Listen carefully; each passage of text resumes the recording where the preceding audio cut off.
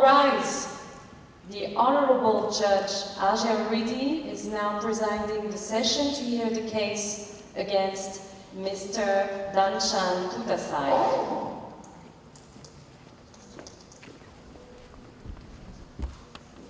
Thank you. Please sit down. The court hearing is now open. Thank you. The court hearing is now open. Mr. Tutasai, we are here today because you have been arrested at the Lao Thai Friendship Bridge in Vientiane district on the 4th of July 2019 at 11:35. And you are here to determine your responsibility regarding the charges that you face according to the order of the prosecution issued on the 10th of January 2020. The first charge is drug trafficking against Article 315 of the Penal Code is that on the 4th of July you transported 500 capsules of YaBaa which were tested positive for crystal meth. Additionally, you are charged with the crime of money laundering against Article 130 of the Penal Code in that not only were you arrested with $500,000 in cash, US dollar in cash, at the border, but evidence indicated the course of conduct that you took steps to disguise the proceeds of your illegal activities. Mr. Tutasai, there are several people in this room who I would like to explain their role to you. Firstly, my name is Al-Jawaridi, I'm the judge. My role is to decide whether you are guilty or not guilty after hearing all the evidence. My clerk, Mrs. Perrine Simon, administers the court hearing. Secondly, here we have Mr. Lawrence Siri from the Prosecutor's office, who would have to prove the charge against you. And standing next to you is your attorney, Mr. Max Muller, who will have the opportunity to defend you. Mr. Tutasai, have you been informed of these charges as provided by Article 185 of the Law on Criminal Procedure? Yes. Yes. Mr. Tutasai, please state your name, date, and place of birth and function. My name is Danshan Tutasai. I was born on February 14, 1988 in Vientiane capital, Laos, PDR. I'm married with 2 children. What is your profession, please? I'm a car wash manager. Is your business successful? No, my business doesn't run really well. Do you earn enough money to take care of your family? No. Well, we will examine the 2 charges in turn, starting with evidence. Mr. Tutasai, you have been arrested on July 4th, 2019 during a customs check at the Lao Thai Friendship Bridge in Vientiane.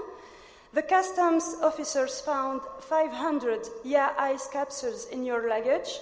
Do you have anything to declare about this? I keep my statement made in the police report, and I want to let my lawyer to speak. Yes. Well, Mr. Siri, could you please show the court the items seized and explain how they were found? Yes, Your Honor. Firstly, Your Honor, preliminarily, as Exhibit 1, we have a copy of the defendant's passport, which was seized from him at the Thai-Lao Friendship Bridge. I will present this to the clerk. That establishes his identity as the person who was arrested on that day, on the July 4th. Secondly, Your Honor,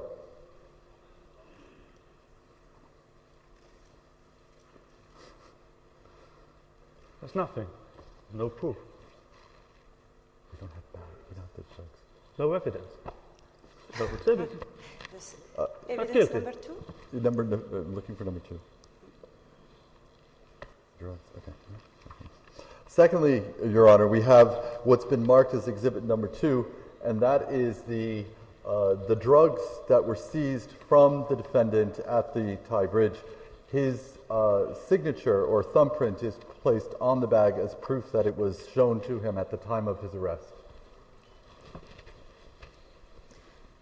Does the prosecution have any evidence that this is drug? Yes, Your Honor, we do. We have a lab report marked as exhibit number 3, which is from the Lao Forensic Lab here in Vientiane. And it shows that may I see the report, please? Sorry. Which shows that this is 500 YaBaa capsules, which actually tested positive for methamphetamines in the amount of 2.9 kilograms. We would present this as exhibit number 3.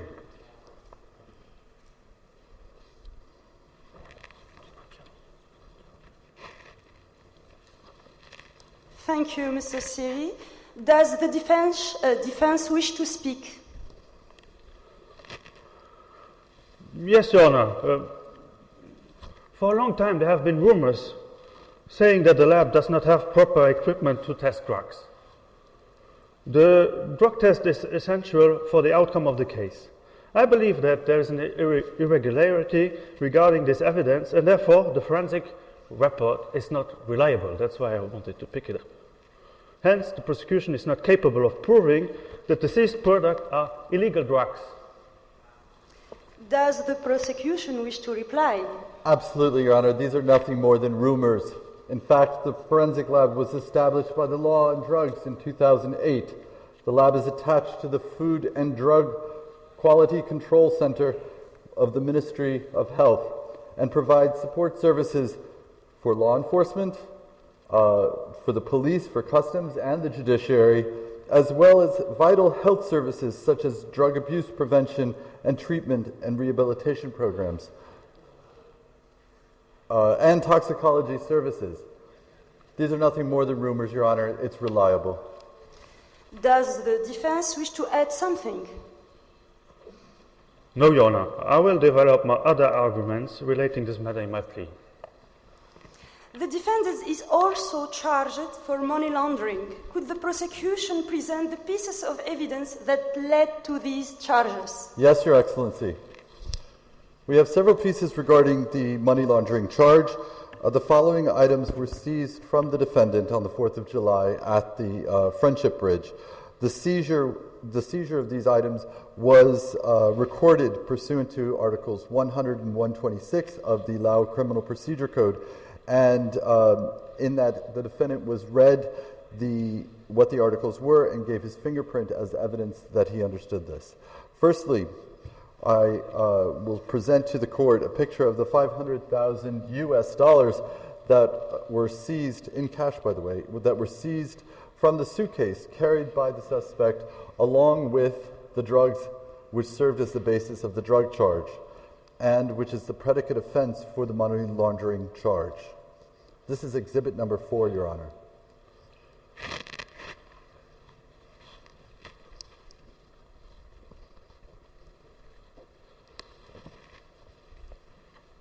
The next piece of evidence I have for the court are a number of calling cards or business cards that were seized from the defendant in his wallet, and they are for accountants and money exchanges in Vientiane and Phnom Penh and Bangkok. This is exhibit number 5, Your Honor.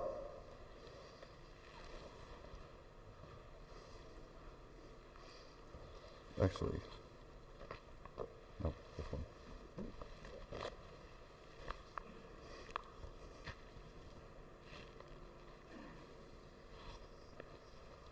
Thank you.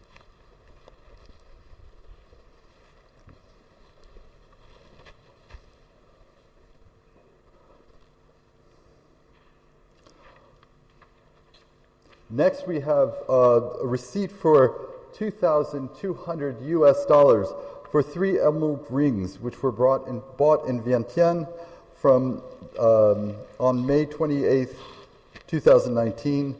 This was found in the wallet of the defendant at the time of his arrest, as well as the receipt for $4,700 US for 3 diamond rings that were bought in Hanoi on June 10th, 2019. Also found in the handbag carried by the defendant. This is exhibit number 7.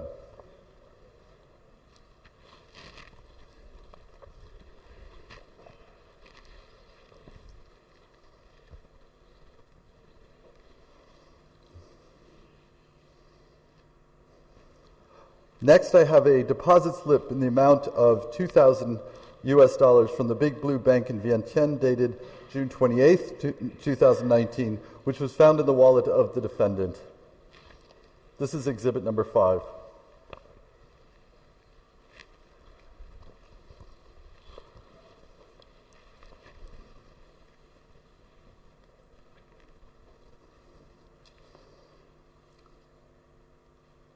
Next, Your Honor, we have a vehicle purchase agreement for a Porsche Cheyenne valued at $94,000 US, which was signed in Vientiane on the 11th of June 2019.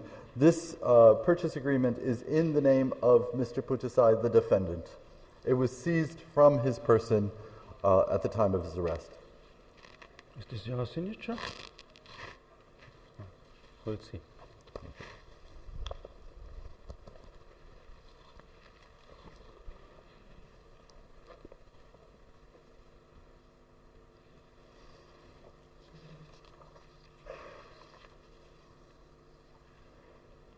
As exhibit number 9, Your Honor, we have a safety deposit receipt in the amount of $3,000 US from the BCEL Bank here in Vientiane.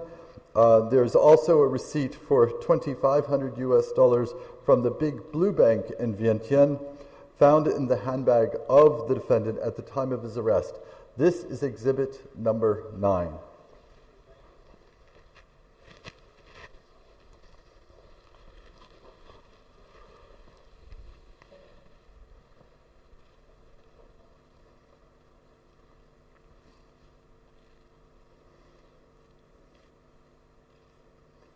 As exhibit number 10, Your Honor, we have a certificate of incorporation in the name of the car wash Putasai Company, which was seized from the defendant in his belongings at the time of his arrest on the 4th of July at the Friendship Bridge.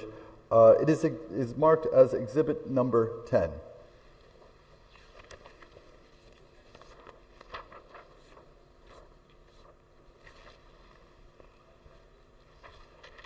It's not registered. Thank you.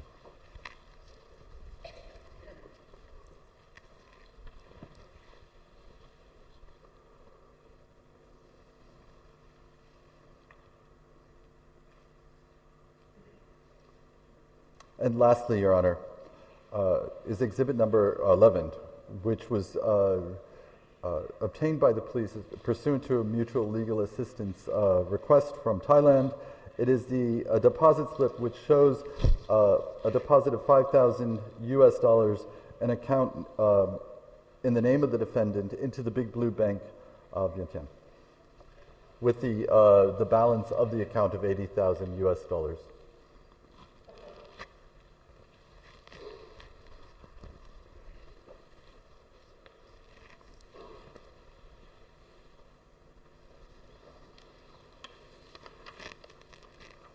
Your Honor, I would just like to point out that the further investigation through the mutual legal assistance request determined that the defendant has no legitimate source of income, and he was not employed at the time of his arrest or the preceding 5 years.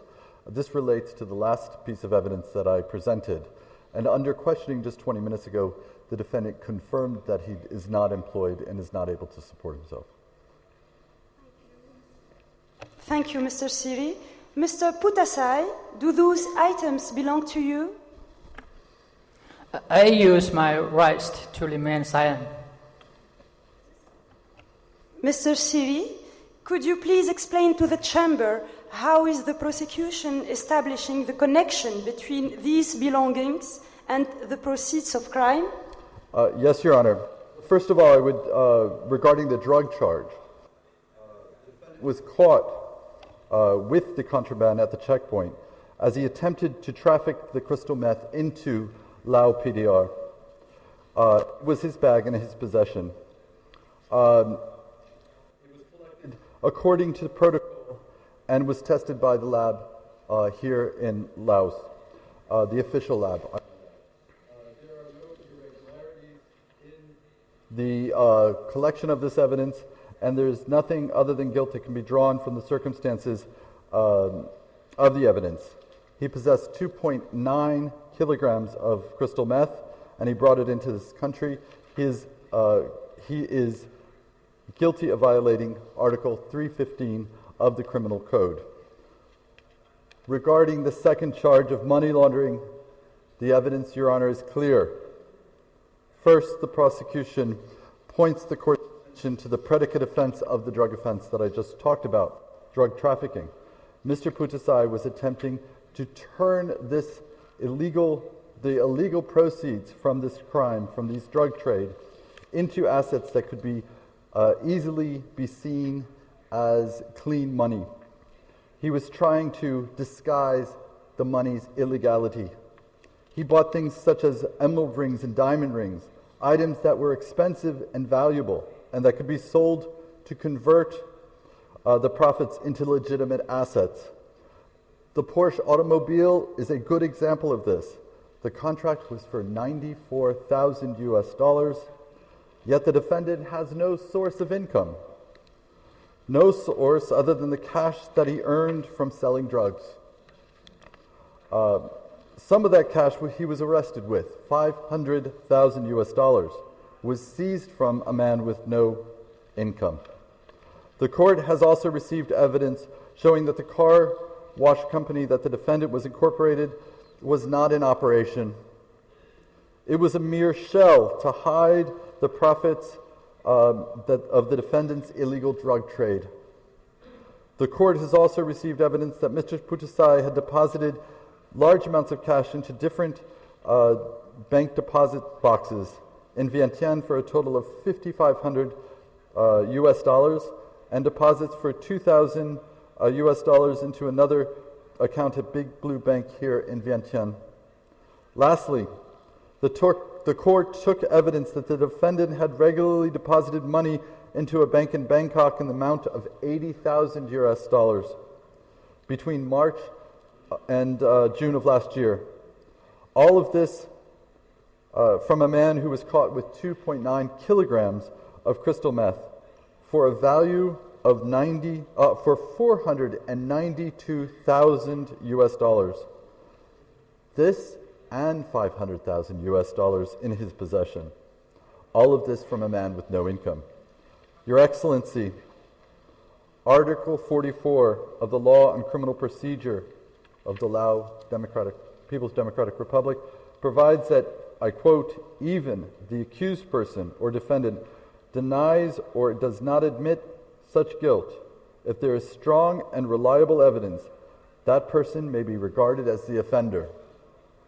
In this case, there is overwhelming evidence that the drugs belong to the defendant and that the defendant sought to disguise the illegal profits in contrary to Article 130 of the Penal Code. And I should add that his trafficking was in contrary to Article 315 of the Penal Code. Thank you, Your Honor. Thank you, Mr. Siri. Mr. Putasai, do you want to defend yourself? No, I want my lawyer to speak. Counsel Muller, could the defense give its opinion on guilt and criminal liability for the defendant? Yes, Your Honor. The case you are dealing with actually is not complicated and very simple. There is obviously a lack of evidence on the key elements. of the case. The prosecution brought several elements. Those elements are individually more or less proven. And your decision will be quite easy to take. First of all, I need to insist on a severe violation of my client's rights. The law on criminal procedure is very clear, and Article 14 guarantees the right of defense in proceedings. During the first hearing, or the latest at the moment of his arrestation, my client should have been informed and should have been able to consult a lawyer. Failure to do so, my client is now wrongfully accused of crimes he did not commit. That's why I believe the charges must be dismissed. There are several registered exhibits that prove individual and autonomous facts. During a search on the border, the authorities found drugs in a bag. This bag was not locked. So, since it was not locked, anybody could have opened the bag and put the drugs in it. There is no evidence that could link my client to those drugs. My client is denying that the drugs are his. He did not know there were drugs in it. Since there is no confession, the investigation should have tried to collect further evidence in order to prove that the drugs belong to my client. There are two possibilities. Either the investigation has tried to do so by interviewing other passengers of the bus, or by collecting fingerprints or other DNA samples on the drugs or the plastic bag. I guess that if they did so, they probably did not manage to find fingerprints or other DNA samples or testimonies charging my client. Otherwise, the prosecution would surely have been based on such evidence. Or the investigation just simply failed to do so. Anyway, the consequences are the same. Your Honor, you have to consider these points because there can only be one outcome to this case. My client must be found not guilty. All the other evidence are individual objects or documents that are not illegal. And my client has the right to not explain when, where, how, and why he was in possession of those items on 4th of July. Hence, there cannot be money laundering either, because there's no predicate offense. My client must benefit from the presumption of innocence because the prosecution fails to prove his guilt. My client is married with 2 children. He has no criminal record. All those facts do not match with the profile of the person whose drugs was found. My client did not commit these crimes and must be found not guilty. Thank you, counsel. Mr. Siri, does the prosecution wish to respond to the defense submissions? Yes, Your Honor. If I understand the defense's point, or their theory, it would be that the defendant does not deny the suitcase was his, but rather denies that, or does not admit that the drugs that were found inside the suitcase or the money were his. This makes no sense. Had the suitcase with the illegal drugs and the $500,000 in cash in his possession, he is guilty of this charge. With reference to the second charge, that of money laundering, the evidence is clear. The defendant had no source of income to explain the money and possessions that he acquired, other than that it was his proceeds from the drug trade. This is further supported by the drugs that were found with him. Thank you. Counsel Muller, is there any comment or proposal that the defense wished to add? The prosecution did not understand my theory because we want the cash back. The cash is his. The drugs are not his. Thank you. Mr. Siri, what are the prosecution's sentencing requests? Yes, Your Honor. We are submitting a request for a sentence, a life sentence upon the defendant for his guilt in this matter. The life sentence would be for violation of Section 3 or Article 314 of the Penal Code, that of drug trafficking. Additionally, the prosecution seeks a monetary fine in the amount of 1 billion kip. The basis for this recommendation is the amount of drugs seized from the defendant is very close to the limit that would require over that to be the death penalty. He was arrested with 2.9 kilograms of methamphetamines. Had the weight been just 0.1 kilogram more, the defendant would be eligible for the imposition of the death penalty. Additionally, evidence deduced from the seizure of the documents from the defendant, for which the money laundering charge is the basis, indicate that the defendant had been involved in drug trafficking for quite some time. This brazen violation of law should not be tolerated, nor shown leniency, Your Honor. On the charge of money laundering, the Office of the Prosecutor requests a sentence of 10 years. This would be folded into the life imprisonment sentence for the violation of Article 315, and a fine of 700 million kip, representing the maximum sentence for money laundering in that category. This penalty is now eligible for consolidation with the financial penalty under the drug trafficking charge under Article 66. The Office of the Prosecutor also asked for a confiscation order for the defendant's assets, as well as an order of destruction for the drugs. Thank you, Your Honor. Thank you, Mr. Siri. Counsel Muller, does the defense wish to conclude? Yes, Your Honor, with great pleasure. The prosecution is based on false premises and unproven facts. Bottom line is that my client is a first-time offender and someone put drugs in his bag. It is just not plausible that my client is involved in an alleged criminal organization capable of drug trafficking and more than $500,000 money laundering. My client has to be found not guilty. Thank you, Counsel. Mr. Putasai, do you want to say one last thing? I'm not guilty. I want to say one last thing, that I'm not guilty.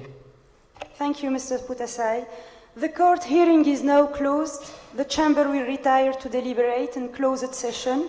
Exceptionally, to serve the purpose of this mock trial, the judgment will be delivered ex tempore.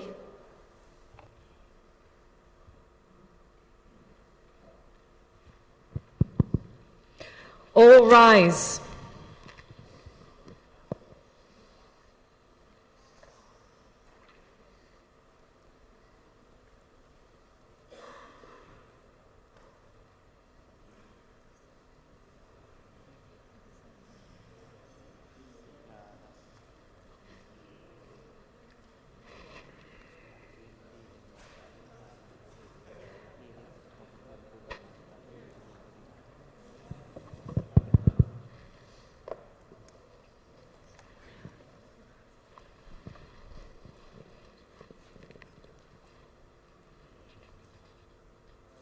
All rise.